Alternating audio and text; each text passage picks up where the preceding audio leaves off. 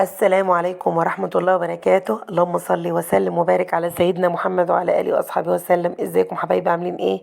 يا رب تكونوا بخير. قبل ما نبدأ الفيديو نصلي على النبي صلى الله عليه وسلم، وما ننساش ندعي لإخواننا في غزة وفلسطين، ربنا ينصرهم على أعدائهم يا رب، اللهم آمين.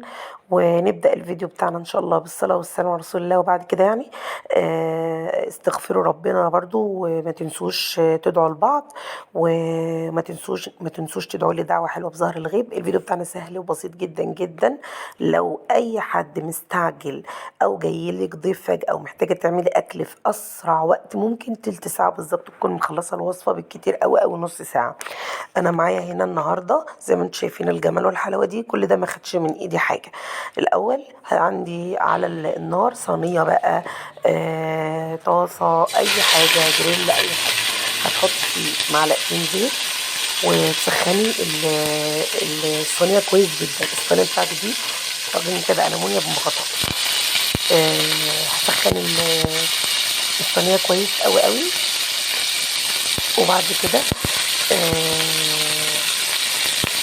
احط بقى الفراخ بتاعتي على الزيت وهو سخن جدا كده، لازم تعمل تش كده. وطبعا بضيف التوابل بتاعتي براحتي وكده، يعني مش عايزه اضيف توابل، هنضيفها دلوقتي مع بعض ان شاء الله. هتعرفوا دلوقتي انا اقصد ايه لما تشوفوا وانا دلوقتي بعمل البصلات. المهم انا دلوقتي غسلت الفرخه بتاعتي كويس جدا، او قطع او المنغات بتاعتي مطلعاها حلوه ونضيفه زي الفل كده، متعبقه في دبابيس او في فرخه كامله، او زي ما انتم شايفين مقطعاها اربع قطع زي ما انتوا عاوزين. وبعد كده بنحط الفراخ تنزل على الطاسه وهي سخنه، او الصينيه وهي سخنه، سخنه جامد يعني. بعد كده بضيف لها بقى ايه البهارات زي ما انتم شايفينها. دي لوري مطحون، لوري بودره، وحبهان بودر برضه، وقرفة وجنزبيل وملح وفلفل. بقلبهم كلهم كده واخد منهم حوالي نص معلقة، وارصها الاول كده على الفراخ بتاعتي وانا بشوحها في الزيت زي ما انتم شايفين كده. المفروض لحد ما تلون لون يكون شكله حلو كده. وبعد كده بقى بحاول ان انا اقلبها على اليمة التانية. انا دلوقتي بعمل لها بعمل لها صدمة كده من الجنبين عشان تقفل المسام بتاعتها. وبعد كده ابدا اكمل الوصفه بتاعتي. زي ما انتم شايفين الفراخ في معلقتين الزيت بتاخد الصدمه بتاعتها. معايا انا دلوقتي بوله حاطه فيها بصلايه كبيره مقطعاها جوانح او مقطعاها قطع بس مش صغيره قوي. ضفت عليها بقيه التوابل اللي انا قلت عليها، الفلفل والقرفه والجنزبيل والحبهان واللوري البودر. حاجات بسيطة جدا، بتحط من كل حاجة ربع معلقة صغيرة، ربع معلقة صغيرة عشان التوابل ما تمررش الوصفة بتاعتي لو كترتها. وبعد كده بقى بمسك البصلاية بتاعتي بدعكها كويس جدا جدا لحد ما اطلع المية بتاعتها. كده بتبقى يعني بتديني احلى نتيجة عما اني اقطع البصلاية واحطها بالطريقة دي. خدوا بالكم لو عندكم وقت ممكن تمسكوا كده الخلطة دي، كنت تقطعوا بقى بعد كده عليها قرن فلفل، معلقة توم، طماطمايه. دي معلقة توم هي زي ما انتم شايفين، توم مفروم ما شاء الله. اللهم بارك. التوم اللي انا كنت مفرزاه لسه عندي، اللهم بارك، يعني ربنا مبارك فيه ما شاء الله، اللهم بارك، شغالة بيه من يومها، تحفة بصراحة. بعد كده بقى اخد الخلطة دي اضيفها على الفراخ بتاعتي، وبعد كده اوزعها، اجيب نص ليمونة واعصرها عليها كده عشان انا كنت لسه عصرت على ما عصرتش على التتبيلة، يعني انا عصرت النص ليمونة على الفرخة يعني في الصينية كده. لو طبعا في وقت زي ما قلت لكم ممكن امسك نص ليمونه اهي، مش هحط اكتر منها، هي نص ليمونه بس. لو في وقت طبعا ممكن لكم تتبلوا التتبيله ديت وتركنوها في التلاجة. يعني ممكن تعملوا البصلايه وتقطعوا على مثلا قرن فلفل، معلقه توم صغيره، طماطمايه، وتدعكوا كله في بعضه كده وتحشوا بيه بقى المنابات بتاعتكم تحت الجلد كده وجوه في اللحم. وممكن تسيبوها بقى في التلاجة نص يوم مثلا، يعني 6 ساعات، او يوم كامل، او من بالليل للصبح. ولو حتى عملتوها في وقتها بتبقى جميلة جدا برضو والله. بس انا كان قصدي هنا اوصل لكم فكرة ان انا مستعجلة جدا وكان لازم اعمل اكل في اسرع وقت. وطبعا لو ورايا شغل تاني بعمله، او لو انا جاي من بره مثلا مستعجلة، او جالي ضيف مثلا بسرعة، اعمل ايه؟ اطلع الفرخه بتاعتي الحلوه الجميله، ومعايا الصينيه احط فيها معلقه الزيت بتاعتي، اشوح الفرخه بتاعتي او المنابات بتاعتي، اشوحها كويس جدا، تاخد من على الجنبين زي ما انتم شايفين. بصل في الوقت ده بيكون التبل، وفي نفس الوقت بيكون الكرمل اللي لونه بيكون بني، بيبقى جميل جدا. بس بعد كده بقى بيكون عندي ايه، انا بقى ان الوصفه عايزاها تبقى متكامله، بس في نفس الوقت مش عايزه اطبخ كمان وصفه تانية، لا، كله في صينيه واحده. هجيب بقى بطاطستين اقطعهم كده زي ما انتم شايفين حلقات، بس تكون سميكه شويه، ما تكونش رقناء قوي عشان تستحمل درجه التسويه. واقوم شايله بقى المنابات بتاعتي بعد ما خلاص خدت التشويحه التمام ومن الجنبين وكله بقى زي الفل كده. اخد بقى ايه البطاطس بتاعتي، انزلها في الصينيه. بس قبل ما انزل البطاطس في الصينيه اكون مظبطه الملح بتاعي. يعني هحط الاول في الخلطه اللي هي باقيه مني بعد تشويحه الفرخه، بعد تشويحة المنابات دي، انا دي اختياري، معلقة صلصة. لو عندك اختيار، ما عندكش ممكن تحط طماطمايه، واضيف كمان دي، انا كده بظبط الحاجة اللي هنزل فيها البطاطس بقى. يبقى معلقة صلصة على الخلطة اللي هي البصل اللي احنا كنا مشوحينه مع معلقة التوم، وبحط بقى معلقة زبدة حلوة كده، زبدة كده يعني بلدي كده تحفة، دي زبدة بقى. واقوم واخدة منها معلقة كده حلوة، معلقة كبيرة او معلقة ونص. وبعد كده اقوم مقلبة كل الخلطة دي مع الملح بقى، واظبط الملح بتاعي وكله يبقى تمام زي الفل. اضيف بقى ايه، مية بتغلي، مش كتير، حوالي كوبايه ونص كده ميه، مش كتير خالص، مش هعوم الفرخه فيها يعني. ده يا دوبك بس حاجه عشان نسوي لي البطاطس. وعلى فكره انا لو ما حطيتش ميه خالص هتستوي البطاطس بس هتنشف، واللي بيحبها كده ما يضيفش الميه، اللي عايزها تنشف ما يضيفش الميه. بس مثلا انت لو عندك اطفال او جاي لك ضيف ومع طفل، وحابه مثلا ان انت تخلي فيه عصا يعني ايه، حاجه كده تبقى جوسي وطريه، وفي نفس الوقت فيها صوص حلو كده تعرفي تغمسي بيه، يبقى خلاص حاولي ان انت تزودي حوالي كوبايه ميه او كوبايه ونص ميه كده يعني. ترجعي بعد ما ترصي البطاطس، تحطي بعد كده بقى ايه الفراخ على الجنب اللي هو ايه مش هيبقى على الوش، ايه الاول ياخد بقى درجة ياخد بقية التسوية بتاعته على الوش بقى، اللي هو المفروض ان هو ايه اللي هيبقى فوق. انا مش عاوزة الوش دلوقتي، انا هخليها دلوقتي على الظهر، هنيمها كده وهرقتهم براحتهم كده واظبط لهم المكان بتاعهم. وبعد كده ايه، اخليهم يغلوا غلوتين حلوين زي الفل كده. بعد كده اقوم قلباها على الوش اللي هتاخد اللون عليه، وادخلها الفرن. بصوا بقى سهلة يعني سهلة وبسيطة وسريعة جدا جدا، وصفة سريعة جدا جدا جدا. صينية واحدة شوحنا فيها المنابات، حطينا شلناها وحطينا مكانها البطاطس، ظبطنا المية بتاعت ظبطنا الملح والتتبيلة وكل حاجة. نحط بعد كده بقى ايه الفرخة تستوي، وبعدين تخش الفرن تاخد وش حلو قوي قوي. ما شاء الله اللهم بارك، اسهل من كده مش هتلاقوا.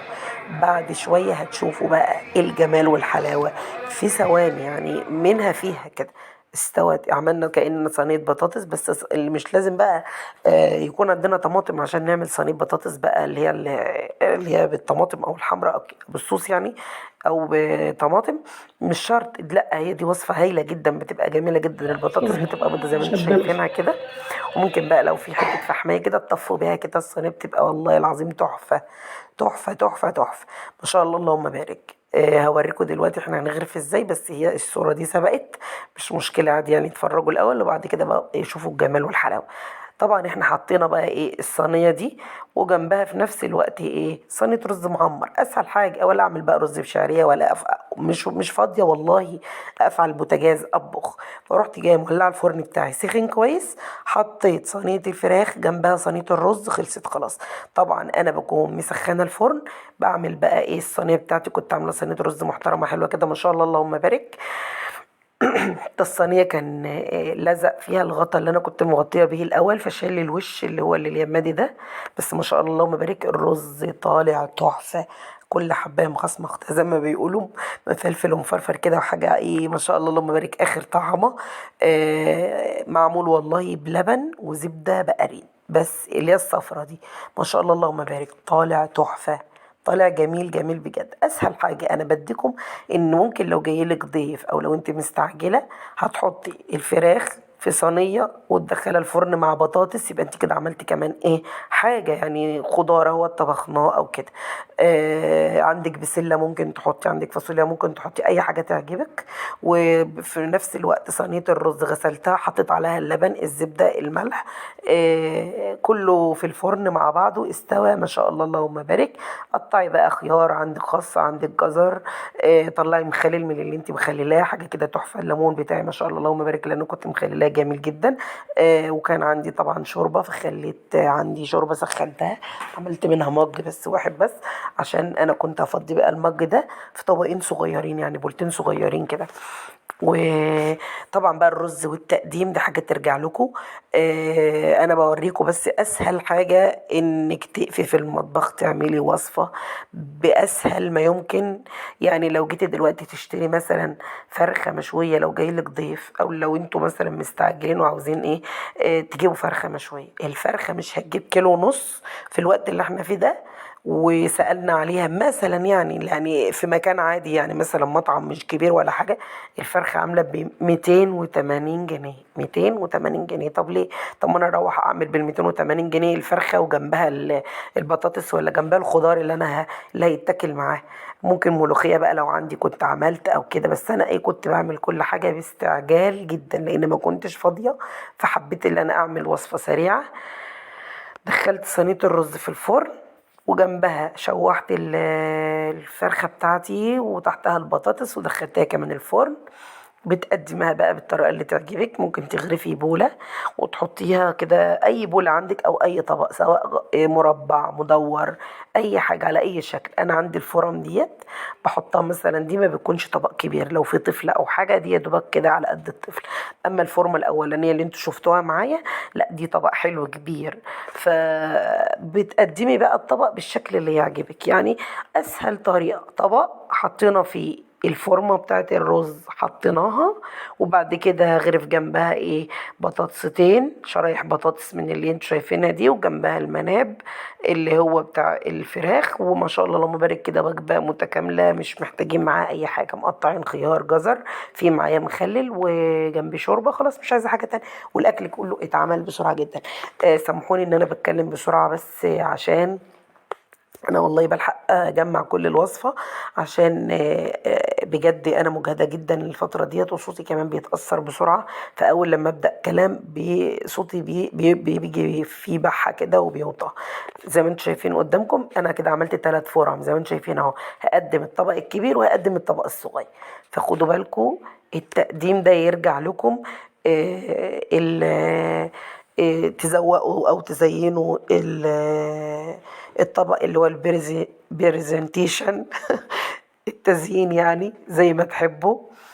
فكل واحد يعمل التزيين بتاعه زي ما هو عاوز. واسهل طريقه، ما كانش في وقت للتزيين، طلعنا ليمون من اللي احنا عاملينه، يا سلام تحفه والله ما شاء الله اللهم بارك. الليمون ده متخلل في اسبوع، دايب دايب وتحفه. والحاجه في البيت احلى بكتير مما تجيبوها من بره. قطعنا خيار وجزر، ومعانا الليمون للشوربه، وكمان الليمون المخلل. الفورم بتاعتي بتاعت الرز بقى هتشوفوا دلوقتي، هحط في كل طبق فورمه منهم.